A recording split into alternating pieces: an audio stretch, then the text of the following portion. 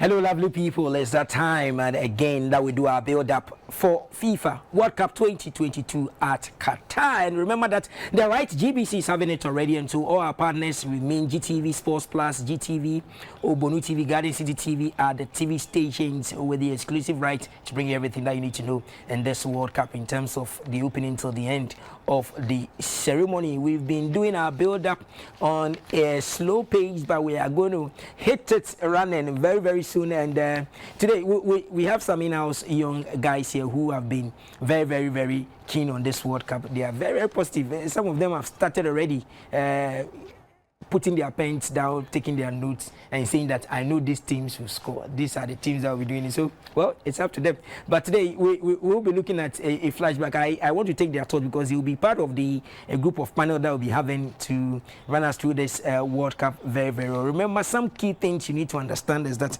this FIFA World Cup will be taking place in 8 stadiums across Qatar, and very exciting. This also happens to be the 22nd edition of the FIFA World Cup. They've played it 1, 2, 3. This is going to be the 22nd edition that the tournament is being played, and it's also going to be the second time in history that we are getting an Asian country to be hosting the FIFA World Cup. They've hosted some before, but this is the second time. And so we will start by bringing you a quick flashback, get to know the teams very well in their various groups, and then after that, my boys here, I call them my boys because they don't want me to call them seniors, so I call them boys.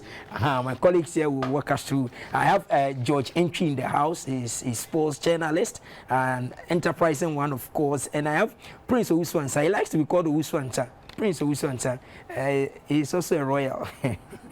These guys are just amazing. We'll be getting a team of ladies as well. Doreen will be here, as well as Adeline, and then the rest of them, Helga and Co. All of them will come here for us to be doing the chit-chat. But before I even take the initial comment, let's go onto my screen.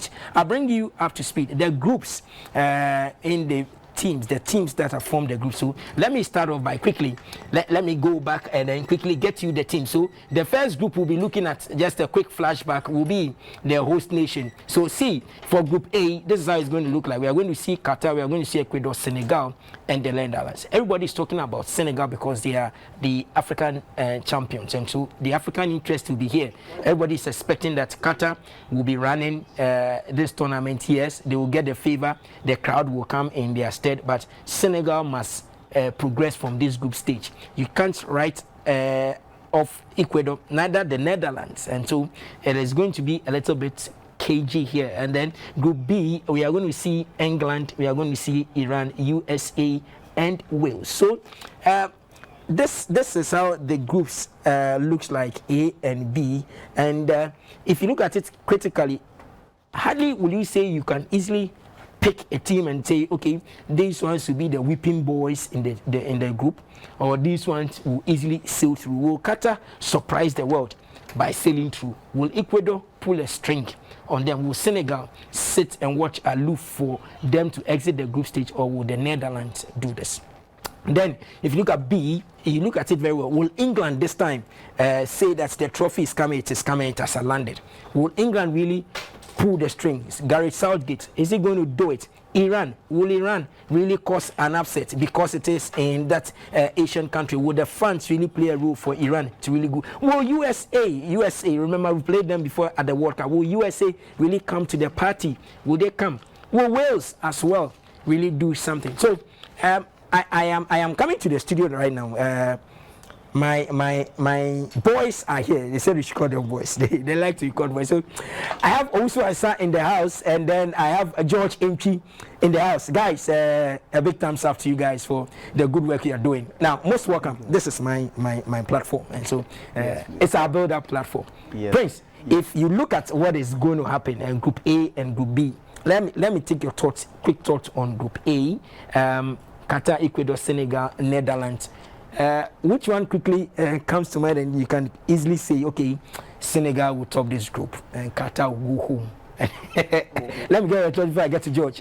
What do you make of the group A? Well, Joe, thank you very much. First of all, from the word go, only 2 nations have progressed further in the World Cup. That's from round 16 to the last 8. Then you are just making mention of Netherlands and of course Senegal. In 2002, we saw what Senegal did. They qualified to the last 8 of the competition. For Netherlands, they've been to the final before. Their last final was in 2010, in which they were beaten by Spain. So from the word go, you can see that these two nations seem to have a very wonderful history in the World Cup. For Qatar, they don't have any written statement in the World Cup. For Ecuador, well, sometimes they try to qualify out to the group, but even at round 16, they get knocked out. So from the word go, if form and quality are anything to go by, you expect the Netherlands to top the group, followed in second position by, Senegal. Senegal, because one, I'm not speaking from an African perspective, but I'm speaking from the fact that they've been there before. And just recently, what their leading star, Sadio Mane, became second to Karim Benzema in that pecking order in terms of the Ballon d'Or hours. Two, you have Eduardo Mendy. You have a whole lot of players who are playing day in, day out at their respective clubs in Europe, and you expect them to bring that experience on board for them.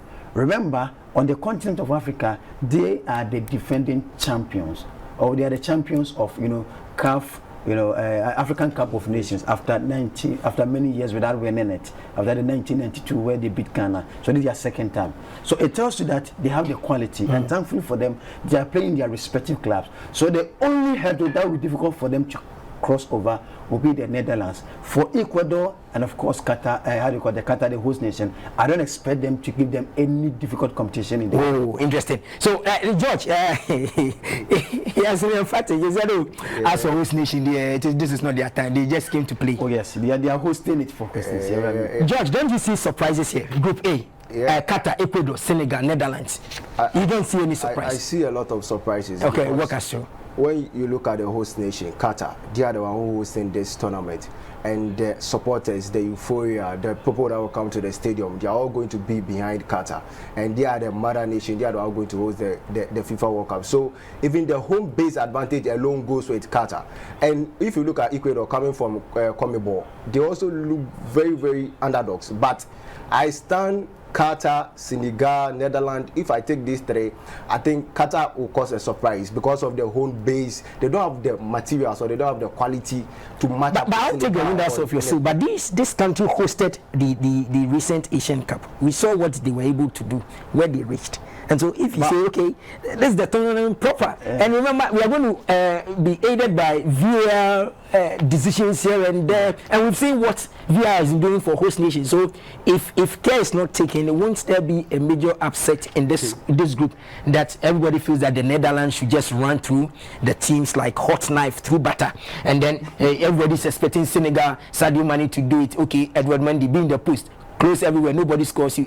With VAR really working when Senegal plays Qatar, when Senegal plays Netherlands, you think that it will be just So upset happens in every tournament. Upset happens in every games, and the VAR is also there. We've seen the VAR not being consistent when it comes to world football. When it comes to the continental level, I'm not talking about European football. We've seen how decisions are being ratified on a quick table. But if you look at Qatar, and you look at Senegal, you look at Netherlands, you look at coaching, you look at players' quality, you look at the level at which every player is playing, you look at the quality of the Qatar players, and look at the quality of the Senegal or the Netherlands players. You can't compare any player that is better in Netherlands like Van Dijk to any player that is better in Qatar. You look at players that when you call upon them on the D-Day they can perform. I'm saying Qatar can cause an upset because of the home advantage, where they'll be playing their home first game match against Ecuador, the first opening match on the 20th of November. We are just going to witness one of the biggest opening match, and I think that's where Qatar will have that advantage. Okay. When they move on and they progress, I think that's where they'll be found wanting, because they're going to meet the best. Okay, meeting the best. So you out there, you can also keep jotting down your point. Let's look at Group B, because we have England. That's the point. We are being told that England really they started football, professional football. England, Iran, USA, Wales. Whoa, what a group! England. FIFA not long ago warned all the teams, especially England, that they should mind their business, come and play football in Qatar, and stop this Qatar air pollution, Qatar human rights, whatever. So For the English, yes, they are very particular about certain things, and they have taken the sports to a different level. They don't only limit you to what happens on the field of play, but they tend to involve human engagements as well. So human rights and all the other things tend to come in here. But let's concentrate on what will be happening in Qatar. So now England will play Iran, USA, and Wales. Is there hope? Who really do you see them really? For this very particular group, I'm saying this for a fact. In 1966, after England won the World Cup, 2006 they were in the last 8. 2010 they were in the last 16. Against Germany they lost. 2014 they did progress as well, and then in 2018 they were in the last 4.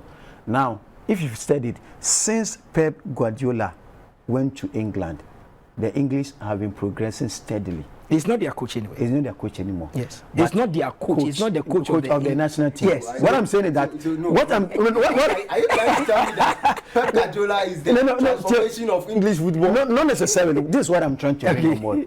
If you take a look critically at countries that have, enjoyed the services of Pep Guardiola, they progress at the world stage. Okay. In 2010, when he took over at Barcelona, after winning the Champions League with Barcelona, Spain went on to win the World Cup. A few years later, he was in Germany, Bayern Munich. And now all of a sudden, Bayern Munich adopted a very nice way of playing, which was similar to that of the Pep style. And eventually, they went on to win the World Cup in 2014. Now, when he came to England, you could see glimpses of how he played, because some of his players are in the national team, and their effect is very significant. And I'm saying this on record that I think for some time now, I've realized that the English football and style of playing have changed significantly. Okay. And you can't dispute the fact. Let's take a look at what happened in the World Cup. Losing in a semi-final against, against Croatia. And then last year, they almost had a chance of winning it until they lost. That's the use. The use. Okay. So it tells you that tournament after tournament, they are progressing. So you feel that you won't be surprised if England moves out of the group stage, goes to the next stage. It's a fact. England, Wales. No. As for Wales, it's just they are just an addition to the tournament. Now, Wales, you can make mention of Gareth Bale. Yes, you can make mention of Daniel James, Ethan Ampadu. You can make mention of Daniel James. These are the key players that you can make. But when you go to the USA, for example, you can make mention of Christian Pulisic. You can make mention of Sergio Des. You can make mention of McKennie of Juventus. These are some of the players who have quality. But you see, for the past editions of the World Cup, from 2006, for example, where Ghana happened to be in the same group with the USA, they just went out to the group stage. Okay. But from there, they progressed a little bit. And from time to time, we have seen a lot of progress. So for Group B, Prince Owusu Ansah, which one do you feel will move? From Group B, England will obviously top the group, no two ways about that. Okay. And the second place is going to be either USA or Wales. And take note of this. In Asia, for example, only one country has managed to go to the last 4 of the World Cup, which is Korea in 2002. And they placed 4th. Apart from that, no Asian country has had any significant impact in the World Cup. And 2, no Asian country has been to the final. 3, no Asian country, as it stands now, can you say with authority and confidence that they are one of the favorites in the competition? So you are saying that the Asian countries currently that the tournament again is being hosted in their area, they will still not win the World Cup. But this tournament is a tournament of uncertainty. In 2002, the first time that we had it hosted in Asia, Brazil won it.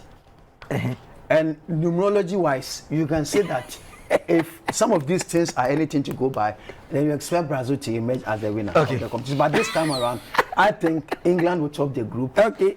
And the second place is either going to be between USA and Wales. Because they tend to have similar. Yeah. So, George, England, Iran, USA, Wales. I'll move in for England, USA. Now let's look at the England squad. The England squad, they are going to miss Rhys James. Yeah. That's one of their best right back going to this tournament, and they are going to miss him. They are going to miss Ben Chilwell as well. But they aren't going to miss Arnold is there, but Arnold is not in form like how James in form. You know, you can't compare Arnold to Walker and compare Walker to Arnold, or compare Arnold to James. James has the three potential that Arnold Walker has. James has power. James can defend. James can shoot. James is technical when it comes to defending. Walker can only defend when it comes to pace. But Walker is so good distributing ball, intercepting ball, and understanding the techniques of the play. Arnold can deliver balls but cannot defend. James can give you all that round quality, and they are going to miss him. And that's going to be one of the big problems. But there's a gentleman called Harry Maguire. I don't know how Gary Southgate is going to manage and put Harry Maguire in this squad, because even at Manchester United, he's not getting a regular play, and everybody wants their players to be getting regular play so that they can be fit enough for the World Cup. We are just about 2 weeks for the World Cup, so everybody wants their players to be fit, and Harry Maguire is not getting enough match play. So US. Yeah, you are taking Iran out. Iran. What's Princess Iran there? They will be the whipping boys. Okay. We see this is an Asian country. This is the tournament being played in Asia. We've seen how the human factor always plays a part. Imagine all the Asian countries goes out of the World Cup. Nobody in Qatar will go and watch the thing. It will only be the visitors who will be occupying the stadium. The stadium's 40,000, 80,000, 70,000, 1,000 to whatever capacity. So if the Asians don't come, but do you know one interesting thing? Do you know one interesting from 1990 up to date? Apart from 1998 that France did host and win. No country has ever hosted a World Cup. So Qatar will do host and win. It is possible. Now, okay. So now that you've written Wales off, you've taken Iran off. You feel that the teams that really will go through will be England, US. Okay. So quick one. Let's go. England, US. Now this group, Group C. Now see them. Almighty. Everybody calls them almighty. They claim they are the superpowers. So let's go. Group C: Argentina, Saudi Arabia, Mexico, Poland. Then D, we have France, Australia, Denmark. So George, take Group C. You know, when you look at Group C critically, yes, Mexico has been causing an upset for Argentina. Argentina and Mexico has been meeting in this World Cup tournament for some quite now. And whenever they meet, Argentina proved to be on top of the table. Whenever they meet, the quality comes to play. And looking at the 2014 FIFA World Cup, what Mexico did and what Argentina did, we also, when Argentina and Mexico were in that group against, when Nigeria too was in that group, what Argentina were able to do. I see Argentina going in for this group, topping this group, because they have, the GOAT. No. The GOAT says you'll be retired. It's likely that you retire. There's no way I'm going to tell me Messi will retire ahead of World Cup. No, I mean his last World Cup. Probably this will be his last World Cup. This might be the World Cup that you. So he wants to win it to end it. He's informed. So, but when you look at Mexico do not have the materials that they used to have in 2010 or they used to have in 2014. The Chicaritos are not there anymore. They have this player in Wolves. I've forgotten his striker. I've forgotten his name. But also you feel now you look at Saudi Arabia. Saudi Arabia will not play any. We look at Saudi Arabia and Poland. Poland, when you look at the Poland team, they don't have. If you look at only their star player, Lewandowski, there's no other players around Lewandowski that plays around him that would. At the Ballon d'Or, there was Lewandowski there. He was part of the big boys. So, this Ballon d'Or, there was no Messi there as part of the big boys. But Messi, Argentina has a team. Poland do not have a team like the way Argentina has a team. Okay. So Saudi Arabia too must be. Saudi Arabia is out. I think the Group C is going to be keenly contested between Argentina, Mexico, and Poland. And I'm seeing Argentina, Mexico moving out of Group C. Okay. Come to Group D. Don't touch on Group C. You talk about Messi. Okay. France. Kylian Mbappe is here. The world best player is here. Okay. But N'Golo Kante will not be there. Okay. Australia is here. Denmark is here. Then there is an African challenge here. Tunisia. Ozansa. Yeah. If you look at it carefully, I know you tell me France. No. I won't go for France. France has won the World Cup before. Yes, they have. They know how it feels like winning the tournament. In 2010, when Spain won the World Cup, 2014 was a disaster for them. 2014, Germany won the World Cup. And 2018 was a disaster for them. This is not to say that France will have a very disastrous competition. Fine. But you see, there's one thing about the French national team that people haven't noticed. There is some form of division in the team. Yes. The Benzema camp and the Olivier Giroud camp. So the Black Stars team is in France. Even Mbappe. And Mbappe come too. Mbappe sees himself as the star boy of France. Others don't see him to be so. And that is attitude that PSG has transcended further to the national team. And I've witnessed matches where he became so selfish to the extent that you could see from the reaction from the other players. Yes. Now, Denmark is my favorite in this group. And you know why? Within the shortest possible time, things have revolved all of a sudden, and I can tell you on the fact that Denmark can be a surprise of the competition. You know, while we were preparing to come on set, I was saying something that in every competition we have a surprise. But this surprise package in this tournament will be Denmark. Denmark. Do you know why? Tell me more. Why it is Denmark? Because one, look at how all of a sudden things have turned out for the Danish national team. Two, Christian Eriksen alone is enough confidence and motivation after for his their cardiac arrest accident. Everything has changed for the Danish, and I can see that they will be the main boys in this very group. So the African challenge will not play a role here. As for Tunisia, well, the first African country to exit the group stages will be. Is that what you're saying? Not necessarily, but I think Tunisia. I mean, we have seen their performance on the continent of Africa. In quotes, where even on the continent of Africa, most of the teams are ranked below those that they are going to face against. They even struggle. But recently they beat the Black Stars. It was just a match. It doesn't matter. Fine, they beat the Black Stars. It's normal. But you look at the strength for the other teams as against Black Stars. So you mean Tunisia cannot beat Denmark? They can't beat Australia. They can't beat France. They can't cause an upset to France. No. It is not going to happen. For this group, only two teams will qualify. I wouldn't use the word likely. Okay, will qualify. So your strong groups are Denmark and then France. And France. For Australia, yes, they may pull a surprise by trying to, So they'll be the third best team. Yes, but for Tunisia, I don't see them anywhere. So it's unfortunate Tunisia is here. Yes, they have rather found themselves in a very difficult group. Tunisia will be the sheep in the wolves. Whipping boys. Tunisia, I mean, Tunisia, you see, currently speaking, there's no player playing in any top club that you can make mention of as, okay, this is a Tunisian player, and then maybe his presence can happen. Are they not compact enough? How well have you studied their team? Are they not compact enough? Their days, it's no more about the names, it's about the team spirit, the camaraderie around the team. Yeah. Maybe it's home based players that they used to play, but they understand each other, they can run, they can pass, but they have eyes for scoring. Yeah. So it's possible. But have you realized that apart from 2004, that they had Dos Santos, another few players that they won the AFCON. Have you ever witnessed any improved performance? So this is the Asian one. So how time runs fast. So viewers, we'll be checking out from the studio. I'll get my other colleagues to really be here, but let's quickly touch on it. We can't do this without leaving the studio. Yeah. So the provisional squad for the Black Stars, the senior national male football team Black Stars, came out last Friday. A lot of comments have been said about it. So if by chance you've forgotten, this is Joseph Wolakot's host. For the goalkeepers, we have 5 goalkeepers, and their names are with FIFA. Should any of them get injured, changing of the names will not cause FIFA any problem. The reason FIFA asked for 55-man squad is the fact that if prior to the tournament someone gets injured, they can quickly change because they are going to use systems, type names, do brochures and other things. Yeah. So you see why we were banned in the athletics when it was the final. It wasn't that we cheated. Oversight.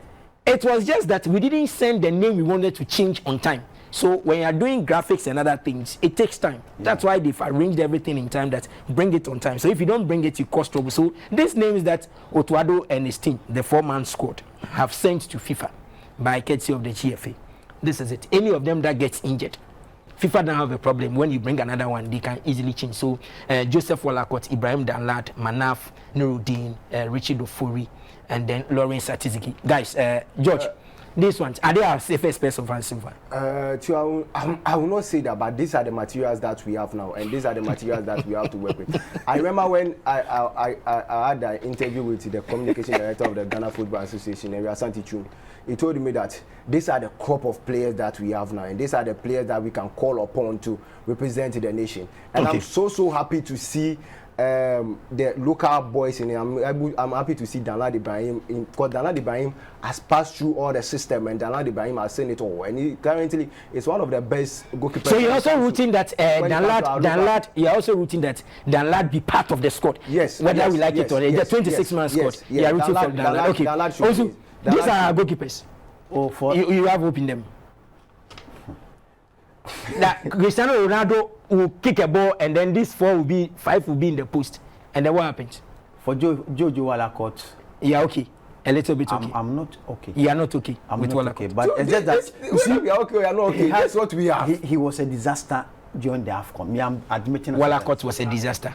Yes, he was a disaster. But then from there, through to our qualifier, I think he has improved. Okay. And I'm only hoping that the improvement will be enough for you. Didn't watch Ghana Nigeria. Ghana didn't have any striker, but it took somebody like this guy. Yeah. Okay. So you are saying this is what we have. Yeah, this is what we have, and so this is what we can. But if you are selecting first 11, I think our first 11, Joseph Walacott is going to be in the post. So now should fall in the pecking order.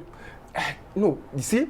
The defenders, the players have played with Jojo Walacott to extend that they understand him better. So I think Jojo Walacott definitely is going to be our goalkeeper. So you don't like Atizigi? Oh, the guy is lanky. He is strong. He's a short stopper. Okay. Manaf Nudin, Charlie. You know. Okay. But Danlad, you know. After Danlad, we know. But I don't think Danlad. When Danlad sees Cristiano Ronaldo, I don't think Danlad is big enough for the World Cup. You don't think Danlad is big? Okay, so let's go to the defenders. We will do it quickly, and then defenders, you have Dennis Odoi. Okay, Tariq Lamptey, and we go out to. So this is it. Your quick take. For the defense, I think Tariq Lamptey fine. Dennis Odoi fine. He plays regularly at club with Tariq Lamptey. Lately he's been coming on as a substitute at Brighton. So are you okay with this defenders that we have? Yeah, okay. So that's what you have. Okay, George, are you okay? I'm okay, but I have a problem with Tariq Lamptey. Tariq Lamptey is not getting enough play time at Brighton, and that's a big worry for us. Baba Rahman, I don't see how Baba Rahman is going to fit in at our left back, because you are going to play with one of the pacers wing. You are going to play with Rafael Leao from Portugal, and you are going to face. Baba Rahman is going to face Rafael Leao. It's going to be very, very difficult for us. On that note, so I will tell him that Charlie, if the coach even calls him, he say I won't play, because one he has Sulia and stuff will come. So our midfielders, there is Thomas Partey, but FIFA never said Thomas Partey is a star. We come in, we see Jeffrey Schlupp, then we see Majid Ashimeru, Mubarak Wakaso. Which one is your take, so that we quickly leave the studio? So I hear my time is up. For Thomas Partey, yes, he has to go. Idris Baba, you can't leave him. Wakaso hasn't been playing. Okay, he hasn't been. So which one do you think we should make it? I think we need that Wakaso kind of technique. Okay, Patapa. You are calling for the Patapa. He will get a red card in the first 5 minutes because of VAR. He's going to get a red card. But I think Thomas Partey, Idris Baba, Daniel Kofi, partnering our midfield is going to be one of the fluidity. Okay. It's all right. So let's do the last one, the attackers. Let's do the attackers and let's leave the studio. Lord, in a minute we are leaving the studio. So these are the strikers, the ones we said we don't want a Samoajan in this World Cup. So these are the strikers we have. And the strikers that we have now, if you look at the strikers, the best that we have is Inaki Williams, Atletico Bilbao, and he's playing every week, day in, day out, and he's giving one. When it comes to when it comes to techniques of club level, Inaki Williams. So you don't like Felisa Fenyajan? No, Fenyajan is not even getting enough playing time at Cromos, where he's in the Italian. I think Ghanaians, we made a mistake by calling him straight into the national team. Okay. On that note, Antoine Semenyo. Well, Antoine Semenyo is not doing bad, and I think we have to. He's not doing bad. Okay. So, on the whole, these are the squad that we have. Yeah. We are waiting for the 26-man squad. When it comes in, now you can butcher them very well and say, indeed, when you meet Cristiano Ronaldo or the rest in Portugal, we can pick our first 3 points. I believe that the easiest team that we can beat in our group is Portugal. The easiest team the Black Stars can beat in our group It's Portugal. The difficult one will be Uruguay. And then the Portugal, the simplest team to beat. Portugal. Yes, but I'm wondering why Portugal is the easiest team. It's the easiest team. You know why? No, to you, that's your opinion. To you, that's your opinion. Your opinion is. Yes, you see the division you are talking about in France, it is in Portugal as well. There's no division in Portugal. There is. Division Cristiano Ronaldo must go. No, the whole system, they understand. The coach and the players understand that. So this is our star man. We have to go for it. The rest here, the ladies too will come and give us their take. Everybody will come and give us their take before we get the pros. Those who have played the World Cup before, or those who have played the national teams before, they will come and join us. But we'll still continue with the discussions. Gentlemen, thank you very much for your time. And today, keep watching the space. We'll bring you everything that you need to know in terms of even getting to Qatar and bring you up to speed. What will be happening there? My name is FIFA World Cup. I did it with Owusu Ansah and then George. Antwi. Do enjoy the rest of our programs. That's our build-up. Stay with us. Bye for now.